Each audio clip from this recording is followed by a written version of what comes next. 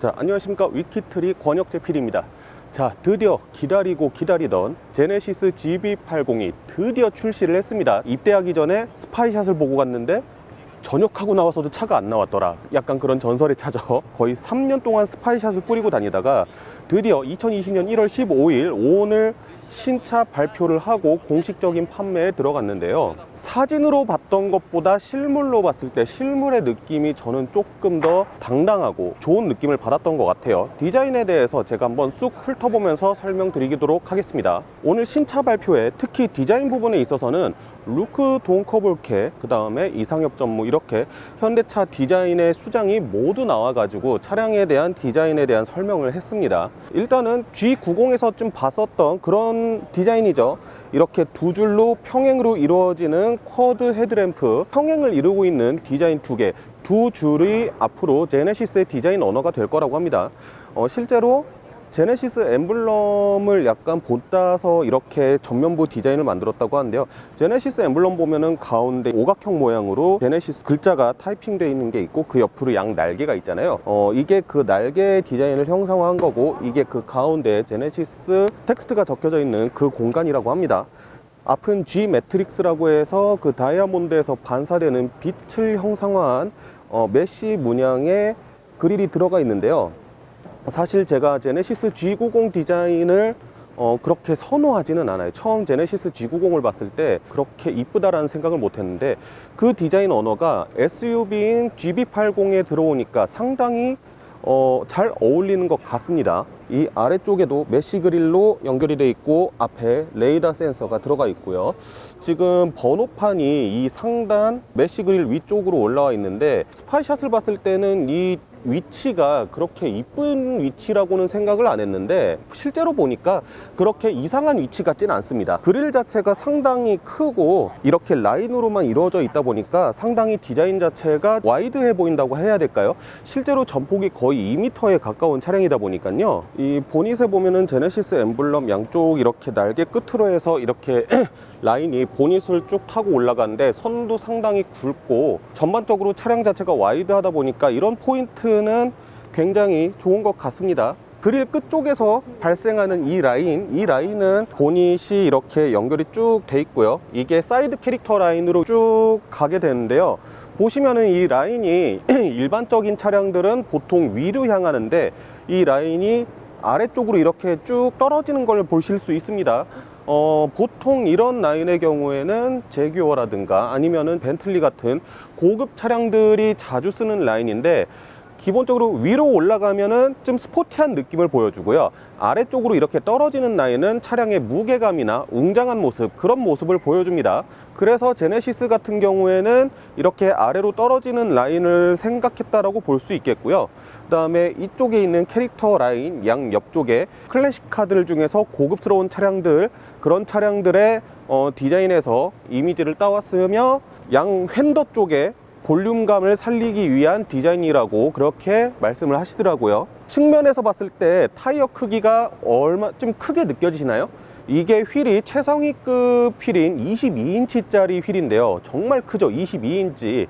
근데 22인치 휠이 들어가도 차량 자체가 워낙에 크다 보니까요, 그렇게 과하게 크게 느껴진다, 그런 느낌 안 듭니다. 오히려 여기 제네시스 GB80에서 선택할 수 있는 가장 작은 휠이 18인치인가 그렇게 기억을 하고 있는데 그 휠이 들어가면 오히려 휠이 너무 작을 것 같은 그런 느낌도 살짝 들고요. 그리고 제가 아까 전에 말씀드렸던 게 제네시스의 디자인 언어가 두 줄로 이루어진 평행이라고 말씀을 드렸잖아요.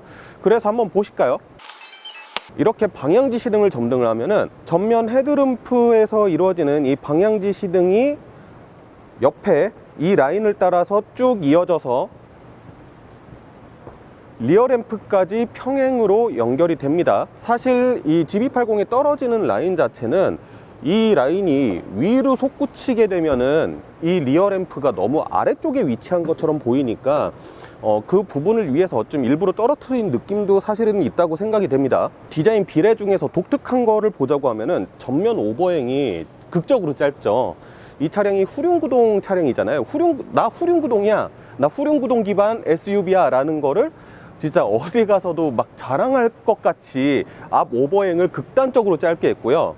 그에 비해서 뒷부분 오버행은 약간 좀 긴 느낌이 들어요. 그래서 이 아래로 떨어지는 라인, 좀 육중하게 그렇게 느껴지는 이 라인 때문에 뒷부분이 사실 조금 둔해 보이는 것도 있습니다. 뒷 오버행 같은 경우에는 아무래도 뒷공간에는 이제 짐을 싣고, 그 다음에 이 차량이 7인승 차량도 준비가 돼 있어요. 7인승 탑승자도 앉혀야 되기 때문에 오버행을 조금 길게 뽑은 것 같아요. 그렇게 느껴집니다. 그리고 이 아래쪽에 약간 봉긋 솟아 올랐다가 떨어지는 라인, 그 밑으로 크롬으로 되어 있는 몰딩이 준비가 되어 있고요. 후면부의 디자인을 보자고 하면요, 이렇게 굵은 라인 하나가 뒷부분을 쫙 가로질러 가고 있죠. 특히 벤틀리 벤테이가나 요즘에 유럽 고급 차량들이 쓰는 그런 형태의 디자인 스탠스를 좀 취하고 있습니다. 쭉 라인이 깊게 솟아 있다가 다시 떨어지는 이런 형태의 디자인을 채택하고 있고, 이 떨어지는 안쪽에 리어 램프 역시 전면과 같이 쿼드 램프고요. 이렇게 쭉 이어져 있습니다. 그 다음에 이 부분에 대해서 많은 유저분들이 사진을 보고 이 부분에 왜 제네시스 영어 레터링을 달았을까, 굳이 엠블럼을 냅두고 레터링을 달았을까, 그런 말씀들 많이 해주셨는데, 이 공간이 실제로 그 사진으로 봤었던 그런 공간보다는 그렇게 넓은 느낌의 면적은 아니고 약간 되게 오밀조밀하게 모여있는 면적의 느낌이라서 수평의 디자인, 그 다음에 차량이 조금 더 넓어 보이게 하기 위해서 그런 디자인을 채택을 한 것 같아요. 만약에 여기 엠블럼을 달았으면은 너무 넓어 보이는 그런 공간에 그냥 단순히 엠블럼 하나 박혀 있는 게 조금 디자인적으로 봤을 때 허전해 보이거나 그럴 수가 있을 것 같으니까요. 후진등 같은 경우에는 여기 아주 작게 위치에 있습니다. 이 작게 위치에 있어 가지고 유심히 안 보면은 보기 힘든 그런 위치가 있는데, 뭐 워낙에 후진등이 밝으니까 후진등이 들어오면은 딱 눈에 띌 거예요. 디자인적으로 봤을 때 이 트렁크를 여는 버튼 놓는 곳이 되게 좀 애매했을 것 같아요. 아무래도 디자인 자체가 상당히 깔끔하게 마무리를 지으려고 했고, 이런 버튼류의 위치를 놓기가 좀 애매해서 현재 보면은 뒤 와이퍼 이쪽에 트렁크를 열 수 있는 버튼이 이렇게 있습니다. 있어서 누르면은 이렇게 열리고요. 뭐 당연히 차량 가격을 생각하면은 전동식 적용돼 있고요. 머플러의 경우에는 숨겨져 있습니다. 밖에서 육안상으로는 보이지 않는 형태로 되어 있습니다. 5인승이 있고 7인승이 있어요. 7인승 같은 경우는 옵션으로 금액을 추가하면은 들어오는 건데, 사실 이 3열 부분에 쿼터 글라스가 그렇게 크지가 않아서 만약에 3열에 누군가가 앉게 된다고 하면은 밖으로 보이는 그런 시야나 그런 거 공간은 조금 답답할 것 같은 느낌이 듭니다. 전면, 측면, 후면부를 이제 디자인을 좀 보여드리면서 뭐 나름 분석 아닌 분석을 좀 해봤는데, 그래도 영상으로 보는 것과 사진으로 보는 것과 실물로 보는 건 또 각자 다르잖아요. 그러니까 제가 처음에 실물로 봤을 때 인상에 대해서 말씀을 드리자고 하면요, 국산차다라는 느낌이 안 들어요. 그 느낌이 왜 들었을까 생각해 보면은, 측면에서 이렇게 극단적으로 앞오버행이 짧은 SUV를 저는 국산차 중에서 본 적이 없어요. 제가 요즘 현대차 디자인을 보면서 느끼는 것들이 되게 유럽 디자이너 분들을 상당히 많이 영입을 했잖아요. 루크 동커볼케 사장님도 그렇고, 피터 슈라이어 사장님도 그렇고 해서 유럽의 디자이너 분들을 많이 모셔오다 보니까 차량의 이런 디테일 같은 것들이 좀 유럽 차들 그런 느낌이 좀 사실 많이 드는 듯한 느낌이 들고요. 워낙에 우리 GV80 많은 분들이 보셨잖아요. 이미 차는 오늘 나왔는데 이미 너무 많은 분들이 보셨어요. 3년 동안 야 이거 페이스리프트 해야 되는 거 아니냐, 그런 말 정도 나왔는데, 실제로 보면은 우리가 여태까지 스파이샷과 사진을 통해서 봤던 거와는 느낌이 많이 다릅니다. 상당히 당당하고 국산차 같지 않고 진짜 유럽의 프리미엄 브랜드에서 생산한 그런 SUV 같은 느낌이 들어요. 이제 뒷부분에 있어가지고는 제가 아까 전에 말씀드린 것처럼 라인이 밑으로 흐르고, 그 다음에 뒤에 오버행이 길고, 그런 점 때문에 조금 둔해 보이는 느낌은 있는데, 전면부를 딱 이렇게 보고 후면부를 봤을 때 진짜 프리미엄 브랜드에서 만든 것 같은 대형 SUV 느낌이 납니다. 뭐 거의 3년 동안 간 보는 것 다 지쳤다, 그리고 스파이샷을 통해서 이미 너무 많이 봤다, 이런 분들도 차량에 관심 있으시다면은 매장 같은 데 오셔가지고 한번 실제로 보세요. 아마 보시는 때 느낌이 많이 다를 겁니다. 자, 지금부터 제가 트렁크를 열어가지고 3열이랑 뭐 그런 것들을 좀 보여드릴게요. 자, 트렁크 연 버튼은 아까 전에 말씀드렸다시피 위에 있습니다.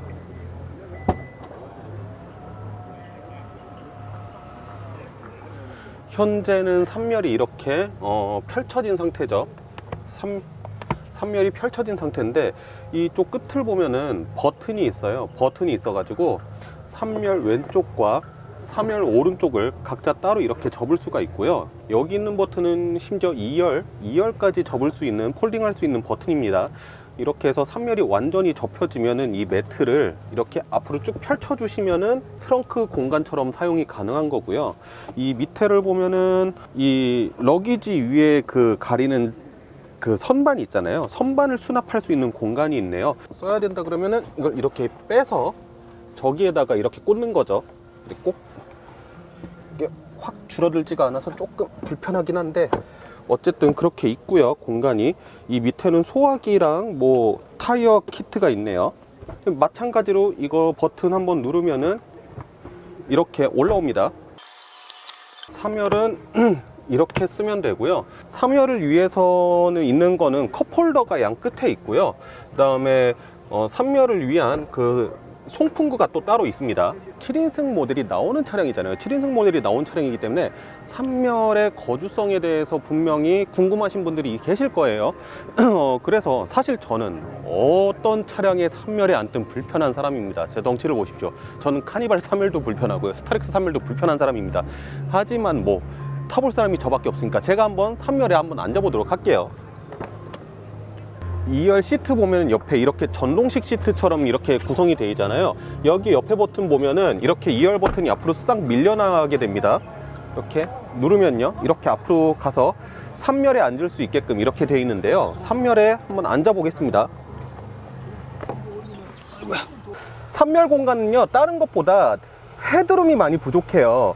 아무래도 이 천장을 뒤쪽으로 좀 이렇게 낮추다 보니까 헤드룸 부분이 많이 부족합니다. 그래서 일반적인 성인 남성이나 그런 분들이 앉기에는 조금 불편할 것 같아요. 그리고 무엇보다 바닥이 좀 높은 편이어 가지고요, 3열은 성인보다는 아이들을 위한 자리, 그렇게 생각하시면 될 것 같습니다. 자, 저는 드디어 시승 차량에 올라탔습니다. 좀 인테리어에 대해서 많은 것들을 좀 이렇게 상세하게 보여드리면서 말씀을 드릴 수 있으면 좋을 텐데 행사 일정이 조금 촉박해 가지고요, 제가 좀 그러기는 힘들 것 같아서 나중에 2500cc 휘발유 엔진, 3500cc짜리 휘발유 엔진 뭐 이렇게 해서 좀 다양한 파워트레인 출시됐을 때 그때 좀 시승 차량 빌려가지고 다시 한번 자세하게 상세하게 설명드리는 시간 가졌으면 좋겠습니다. 이번에는 그렇게 자세하게 설명드리지 못한다는 점에 대해서는 조금 미리 죄송하다는 말씀 드리겠습니다. 눈에 띄는 인테리어 소재부터 말씀드릴게요. 전반적으로 다 가죽 소재가 쓰였어요. 이 위에도 다 가죽으로 덮었고요. 이런 곳도 다 가죽으로 덮었고, 이 아래쪽에도 가죽을 덮었네요. 심지어 글로브 박스 있는 쪽까지요. 도어 트림 쪽도 웬만한 곳은 다 가죽으로 덮었고, 손에 닿는 소재 이런 곳들 다 알루미늄 약간 느낌 나는 처리로 그렇게 해가지고요, 전반적으로 소재는 다 고급스럽게 사용했습니다.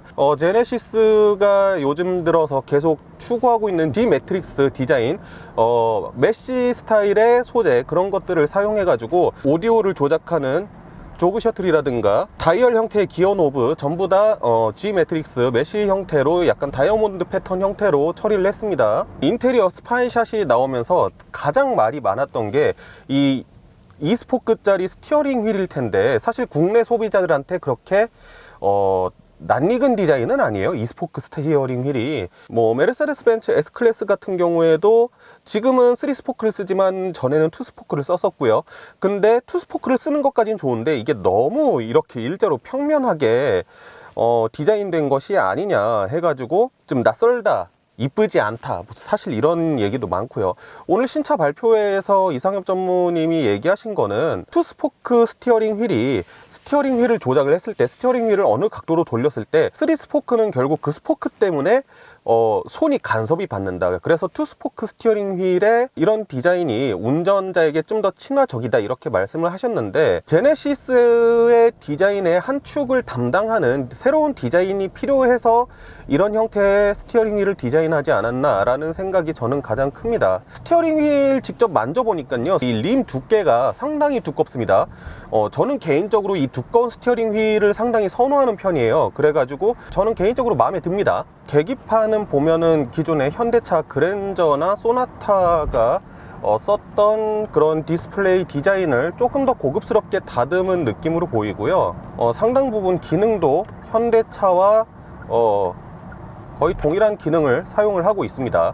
그리고 두 번째로 논란이 됐었던 게 이 인테리어 디자인이 너무 휑하다. 오늘 신차 발표회에서는 이제 여백의 미, 한국적인 아름다움이죠. 한국적인 아름다움으로 손꼽히는 여백의 미를 좀 중시한 디자인이었다, 그렇게 말씀을 하셨는데, 실제로 봤을 때 너무 밋밋하다, 뭐 그런 느낌은 저는 사실 크게 들지 않는 게요, 이 앞에 대시보드만 보여주면 사실 휑해 보일 수 있는데 이 옆에 도어 트림이 바로 붙어 있잖아요. 도어 트림의 디자인은 그래도 좀 나름 화려한 편입니다. 시선을 봤을 때는 딱 이 대시보드만 들어온 게 아니잖아요. 이거 모든 것들이 한데 아우러져서 보이는 것이기 때문에 사실 이 부분이 조금 심심하다고 하지만 그게 디자인에 있어서 되게 밋밋하다, 그런 느낌은 크게 받는 것 같진 않아요. 물론 이렇게 조수석 위쪽만 보면은 조금 휑한 느낌은 있는데요, 그냥 전체적으로 아울러서 봤을 때 막 그렇게 휑한 밋밋한 디자인은 아닌 것 같다. 그 다음에 이 디스플레이가 상당히 뒤로 밀려나 있기 때문에 조작이 좀 어려울 것 같다, 스크린 터치가 어려울 것 같다 라는 얘기를 많이 들었는데요, 실제로 이 스크린을 터치를 하려 그러면은 손을 끝까지 뻗어야지 겨우 닿습니다. 만약에 조금 더 시트를 뒤쪽으로 밀거나 그렇게 해서 이용하시는 분들이라면 손이 안 닿을 수도 있습니다. 그런 부분에 있어서는 이걸 조금만 앞으로 당겨왔으면 더 어땠을까. 렉서스나 아니면은 뭐 BMW나 이런 차량들이 옛날에는 터치가 안 되고 아이드라이브 기반, 그리고 렉서스 같은 경우에도 이 조그 셔틀로 조작하는 그런 기반들이었기 때문에 이게 조금 뒤로 밀어나 있어도 상관없었지만은 이거는 어쨌든 터치를 적극적으로 사용하고 있잖아요. 그런 부분에서 봤을 때 이게 조금 뒤로 밀려난 거는 확실히 불편한 부분인 건 맞습니다. 그거는 인정하고 넘어가야 될 것 같은 부분이고요. 그 외 부분을 조작하는 거는 손도 다 끝에 잘 닿고요. 공조기 같은 경우에는 전에 그랜저에서 봤었던 그런 디스플레이 형태의 터치 형태의 것이 들어가 있습니다. 디스플레이 눈에 확 들어오고요. 사용하는데 불편한 느낌은 없을 것 같습니다. 여백의 미, 그런 것들을 살리기 위해서 기능이 들어간 버튼들을 많이 간소화시키고 오디오와 관련된 것들도 이런 조그 셔틀을 이용해서 조작할 수 있게끔 그렇게 빼놓은 것 같아요. 이거를 좀 더 적응을 해가지고 사용을 본격적으로 해보고 좀 그런 모습도 보여드리고 싶은데 시간상 조금 그런 부분이 없다는 점이 아쉽네요. GB80 가격은 6,580만원부터 스타트를 합니다. 근데 특이한 점은 기존의 차량들은 다 트림별로 이렇게 가격이 세분화되어 있잖아요. 예를 들어서 뭐 스마트, 모던, 프레지던트 약간 그런 느낌으로 이렇게 나눠 가지고 하는데 이거는 단일 트림입니다. 기본형 하나밖에 없어요. 거기에다가 이제 자기가 원하는 옵션을 추가해 나가는 방식입니다. 전 제네시스 차량들에 적용을 하겠다고 하는데요, 그러니까 어떻게 보면은 인디비주얼, 인디오덕 약간 그런 느낌인 거죠. 사실 많은 고급차 브랜드에서 사용하는 방식인데 이번에 제네시스에서 이런 방식을 좀 사용을 하게 됐습니다. 사람들로 하여금 고급차라는 인식을 심어줄 필요가 있었던 것 같고요. 차량을 선택한 데 있어서 다양화를 존중하는 그런 형태 방식인 것 같아요. 그런 방식이 물론 이제 차량을 생산하는 공정에 있어서는 조금 불편한 것들이 있는데 고객들 입장에서는 상당히 반가울 만한 입장이죠. 차량에 선택 가능한 색상이 11개가 있고요. 인테리어 색상 같은 경우에는 옵션에 따라서 2개의 색상을 선택할 수도 있고 4개의 색상 중에서 하나를 선택할 수도 있고 5개의 색상 중에서 하나를 선택할 수 있습니다. 최고로 높은 인테리어 디자인 패키지를 선택을 하면은 5가지의 인테리어 색상 중에서 하나를 선택을 할 수가 있고 거기에 따라서 우드 그레인을 4개 종류 중에선가 하나를 선택할 수가 있습니다. 그러니까 생각보다는 제법 본격적으로 인디비주얼, 그런 인디오더 그런 느낌을 살리려고 한 것 같아요.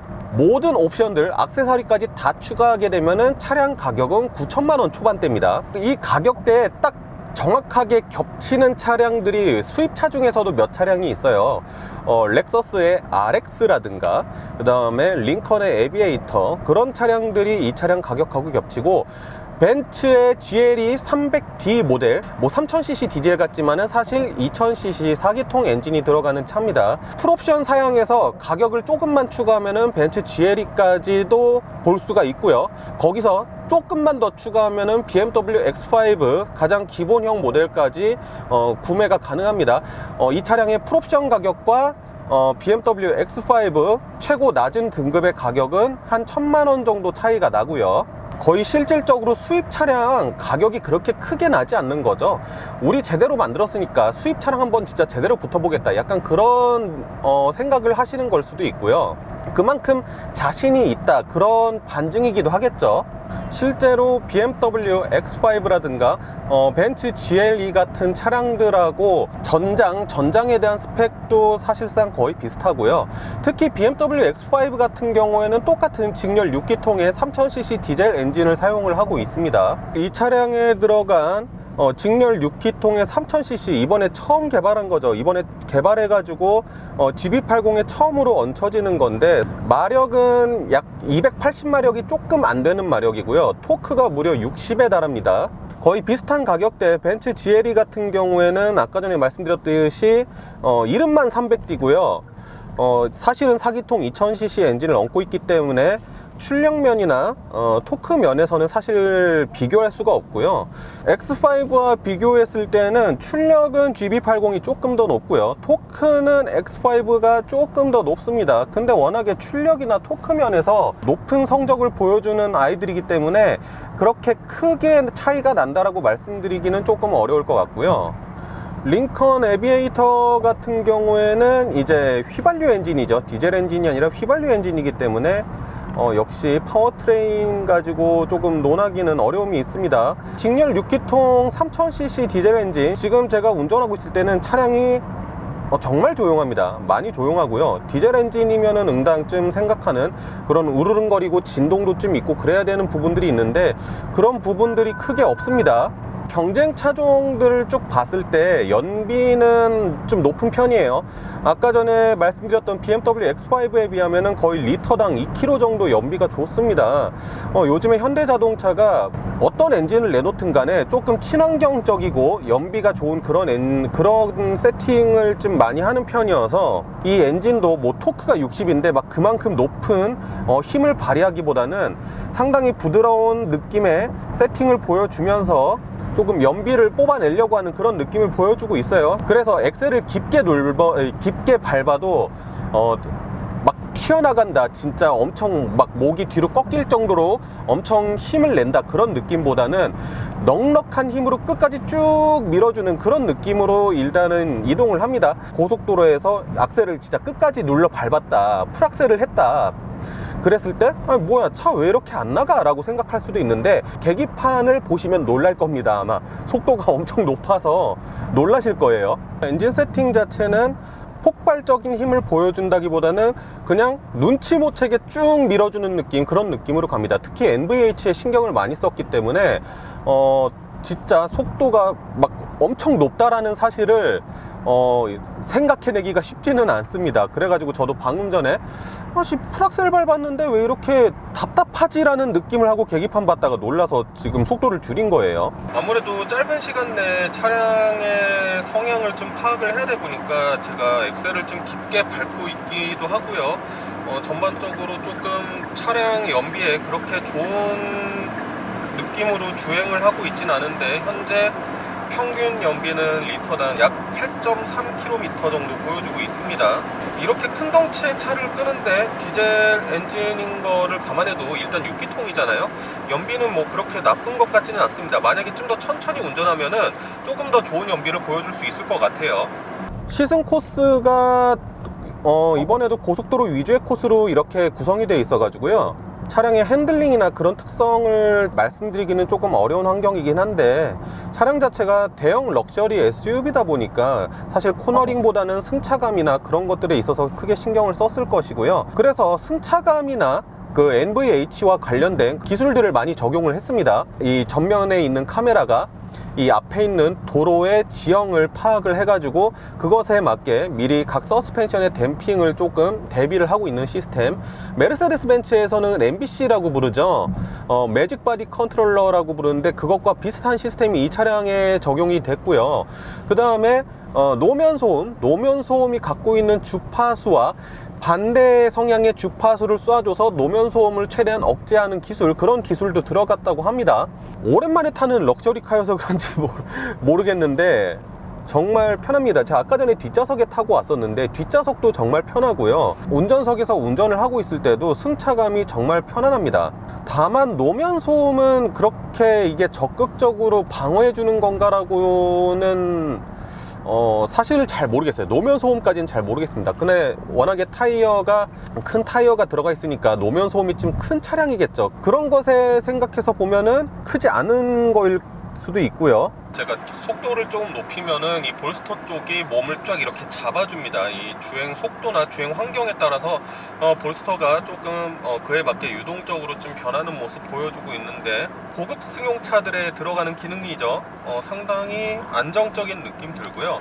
시트 같은 경우에는 헤드레스트 되게 푹신푹신하네요. 헤드레스트 푹신푹신하고 시트 같은 경우에도 몸을 딱 잡아주면서도 상당히 안락한 느낌이 있습니다. 제가 뒷좌석은 차마 못 보여드렸죠. 시간이 없어서 뒷좌석은 제가 그냥 핸드폰으로 좀 살짝만 찍어두긴 했는데요. 따로 뒷좌석을 위한 공조 장치가 별도로 마련이 되어 있고요. USB 충전잭이 2개가 있고 220V짜리 플러그 꽂는 그것도 있습니다. 그 다음에 시트 같은 경우 리클라이닝 기능 당연히 되고요. 이 전동식으로 앞으로 왔다 갔다도 합니다. 암레스트에는 컵홀더 있고요. 그 다음에 통풍 시트랑 열선 시트 각각 준비되어 있습니다.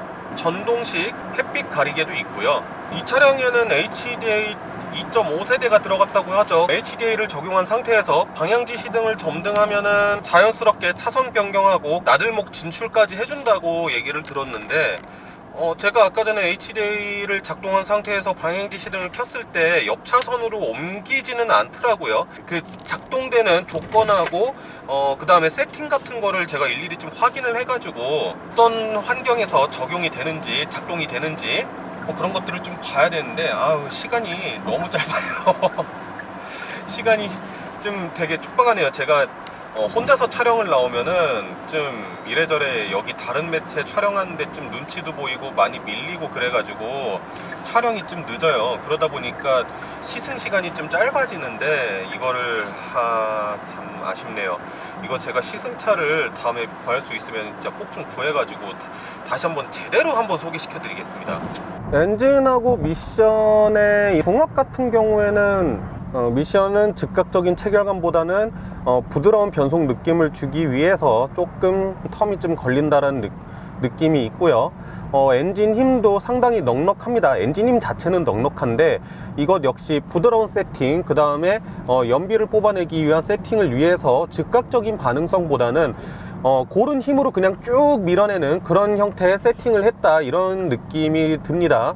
고급차다 보니까 그런 바로 즉각적인 체결감 이런 것보다는 부드러운 세팅, 그런 세팅 위주로 구성을 한 것 같습니다. 지금 앞에 요금소에서 차가 좀 많아져 갖고 브레이크를 살살살 밟아보고 있는데 아무래도 차량 무게가 있다 보니까 조금 밀리는 듯한 느낌이 있긴 한데 정확한 느낌은 아니에요.